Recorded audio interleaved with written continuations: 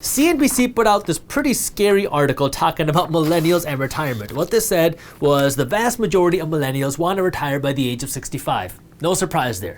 But if you want to retire by 65 and you want to be able to live off of just half of your final career salary, then you need to be saving, if you're a millennial, not 10% of your income, not 15% of your income, not 25% of your income, but about half of your income for the next 30 years. What's up, everybody? I am Jaspreet Singh from theminoritymindset.com, where money minds rethink rich. Retirement is a really weird concept. Personally, I hate the whole idea of traditional retirement, where you work from the age of 21 until 65 or 67, and then once you hit that age, then you can quit your job finally and then do nothing until you die. Well, I guess some people look at retirement as the time when they'll finally be able to travel and finally be able to go enjoy the world and enjoy their lives. But why do you want to start enjoying your life when you're old? This is one of the reasons why people say those who retire early die early, because when you're sitting in retirement with nothing to do except watching reruns on TV all day, every day, you feel like you have no purpose. I would much rather like to see you change the whole idea of retirement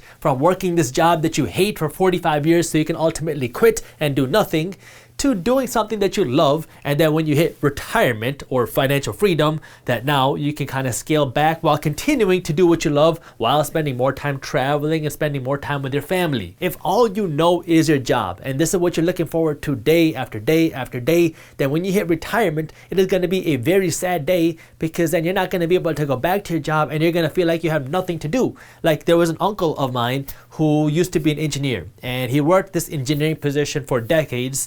And as soon as he retired, he immediately started having all these health problems because he was doing nothing except sitting on his sofa and watching TV all day long. And so he went from this healthy person to immediately becoming this old person, like almost overnight, because he started having so many physical health problems. He went into depression, and it created all these problems just because he hit retirement and had nothing to do. Now, while that issue is kind of like, what do you do in retirement and how do you live your life? The second issue is the financial side of the issue, because CNBC has made it clear that millennials are financially screwed when it comes to retirement. Well, at least the people that don't understand money, that is. The whole idea of retirement, strictly financially speaking, is you can now live life the way you want without having to worry about money, because you have built up this nest egg, these savings or this investment or whatever. This income or this nest egg that you have created will now be able to fund your life. That way you can live your life without having to go to a job in order to get paid. Previous generations never really had to stress too much about retirement, because if you followed the system where you went to school and you got a good job and you put in your time at your job, then you were pretty much guaranteed a pension or social security or both, so you could be able to live your life and retire kind of without really that much stress. With millennials, it's a little bit different, because now you got to plan for your own retirement, and if you don't start doing this early, you're gonna pay the price later on, and that's what I'm gonna be talking about in this video. But before I get into that, I need you to do me a quick favor and smash that thumbs up button below. So if we go back to the CNBC article, this article is based off of research from an MIT economist, which says that millennials want to retire by the age of 65. It says that a third of millennials want to retire between the ages of 65 and 69, and another 43% of millennials want to retire before 65. So you have the vast majority of millennials that want to retire at 65 or earlier. Now, you have all these millennials that want to retire at 65, but when it comes to actually planning for retirement and putting money aside for retirement, only half of millennials are putting aside more than 6% of their income into something like a 401k or any investment to help actually fund their retirement. And only 1 in 5 millennials are saving or putting aside more than 15% of their income to actually fund their retirement. But it gets a little bit worse. So what this is saying is that 3 out of 4 millennials want to retire by the age of 65. A lot of these people want to retire before the age of 65. But now, half of millennials, about 50% of millennials, are saving or putting aside 6% of their income max. So this is like the maximum amount of money they're putting into the 401k, while only 20% of millennials are putting aside 15% of their money or more into the 401k. So this other 30% is saving somewhere between 6 and 15%. So you have the vast majority of millennials who want to retire at 65, but now the vast majority of millennials are also saving or putting aside less than 15% of their income. Now, when I say saving, I don't mean putting this money into a savings account. I mean putting this money aside for your retirement into something like a 401k or your other investment accounts. 80% of millennials have less than 15% of their paychecks going towards their retirement accounts. And this article says that if millennials want to be able to retire, you got to be saving 40% of your income for the next 30 years to be able to live a retirement where you're living a lifestyle where you're just pulling out half of your final salary before you hit retirement. Now, the reason the economists are saying that this money that you're putting aside towards retirement isn't enough is because they predict that the stock market where this money is going, right? When you put your money in the 401k, it's going into the stock market.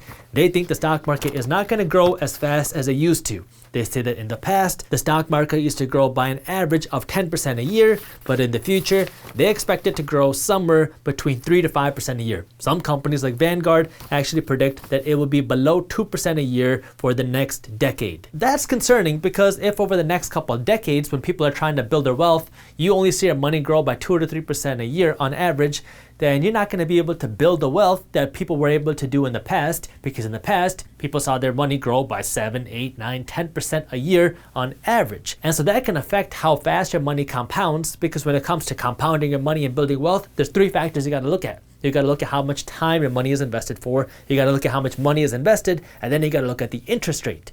You cannot really change too much about the time unless you start earlier, but you cannot change the past. So the next best thing you can do is start investing your money today. When it comes to how much money you can invest, obviously you can try to invest more money, but it can be hard for some people to invest half of every dollar that they earn. And the third thing we can look at is how fast your money can grow. And if what they're saying is true, where money's not going to be able to grow as fast, then that's going to hurt a lot of people when it comes to building long-term wealth. Let's take a look at it.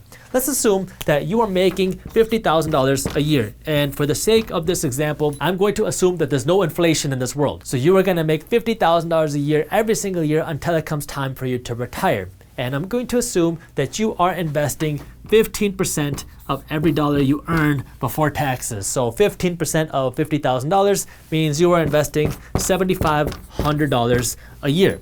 If you can do this, and you do this for the next 30 years, well, over those next 30 years, assuming you get a 2% annual return on your money, then your money is going to grow to $323,000. If you can get a 3% annual return on your money, then your money is going to grow to right around $380,000 when it comes time for you to retire. Now, the problem here is if you want to live off of $50,000 because this is what you're used to, this is what you've been making every single year, then even if you make 3% a year on your money, then this money is going to last you less than 8 years when it comes time to retirement. So if you retire at 65, you're going to be broke by the time you're 75. And even if you're living off of just half of what you made as a salary, so if you're living off of $25,000 a year, you're still not going to get 20 years worth of income from this money, assuming you don't keep investing your money when it comes time to retire because you move your money into something safer like bonds where you're getting even lower returns. If that's the case, then this money is not going to take you to 85 years old. You're going to be broke in your golden years of retirement. If what these economists say is true, that millennials are only going to see a 2 to 3% return on their money over the next few decades, then this is very, very, very bad news for millennials, especially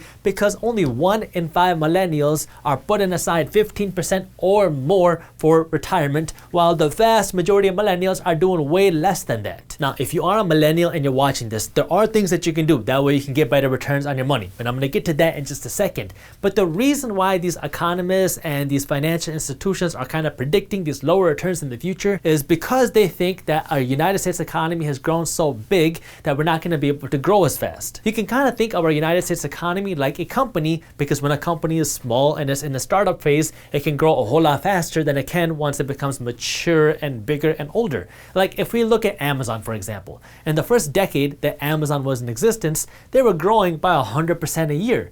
But now that they're so big, you're not going to see them grow by 100% a year every single year over the next decade because they're so large. There's not that much market share that they can grow by that quickly. So the bigger you are, the harder it is for you to grow as fast. That's why when you invest your money into blue chip stock, like a bigger company, something like McDonald's, you're not going to expect to see your money double overnight. Versus if you invest your money into a startup like maybe Tesla or Peloton, you can see your money grow a whole lot faster because these companies have the ability ability to grow a lot faster because a lot of people are not buying or using their product yet. And so they have a whole lot more market share that they can take, and so they can grow very quickly. So the smaller you are, the more potential you have to grow faster. If you look at the United States economy back before the 2000s, you would see our GDP, our economy grow by 5, 6, 7% a year. But now we are happy when we see our economy grow by just 2% a year because our United States economy has become so large. I mean, we are a massive economic superpower. And when you become that big, it becomes so much more difficult to maintain that same rate of growth that you saw before. And so in order to keep growing quicker, you might have to take on more risk. I already made a video talking about how our economic system works. If you want to learn more about that, I will link a video where I explained it in the description below. So the whole idea is because our economic system and our economy is so big now, we can't grow as fast as we once did because our economy is already so large, and so we kind of have to expect smaller returns. But just because that's the case for the overall economy doesn't mean that you have to accept these smaller returns, because there's other things that you can do with your money to kind of balance this out and get better returns for yourself. Now look, I gotta give you a little bit of a disclaimer here because investing has risks. You are never guaranteed to make money when you invest. You might even lose money, which is why you gotta always do your own due diligence and never blindly listen to a random guy on YouTube. In general, higher risk comes with higher potential return. So what you want to figure out is how you can get this higher potential return while kind of mitigating your risk. One way that you can mitigate this risk is by learning and finding alternative investments that can get you better returns, and because you learn and know how to do this, you can lower the risk while getting the higher returns. One thing that we're going to see over the next decade is cheap money. I mean, we have interest rates that hit rock bottom in 2020 and 2021, and they're going to stay low for a long time, and so we have this huge influx of money into our economic system, and this money has to go somewhere. One of the places this money can go is into startup companies, and so startup companies can borrow money very inexpensively and use this to start and grow companies. There's a couple different ways that you can invest in these innovative and growth companies. You can go out and find the individual companies to invest in. So you can go out and find these startups and you can do the research on them and you can study their financials and you can see who is a good person to invest in, who is a good CEO, who has a good executive team. And when you find a company that you like, you can invest your money into it. But then you also got to do the upkeep. You got to listen to the earnings calls. You got to see how much money they're making. You got to see how they're innovating, because you want to make sure that your money is in a good place.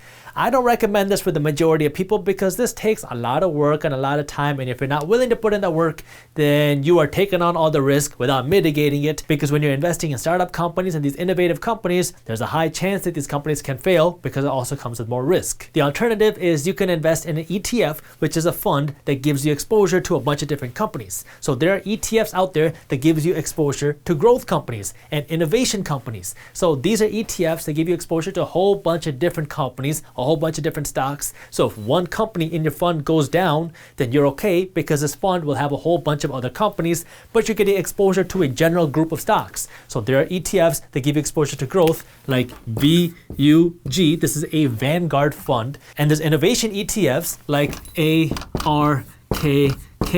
ARK. Again, these are just examples. I'm not telling you what to invest in, but I do gotta let you know that I do have some of my own personal money in this ARK fund.